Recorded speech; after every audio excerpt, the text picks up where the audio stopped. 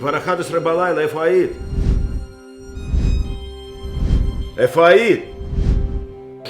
אתה בטח כבר מבין למה קראתי. אני באתי איתך לכאן, לארץ שלך, ליהודים שלך. למה זה קשור? כי גם פה צריך לאכול. אז את מורידה בגדים בשבילי.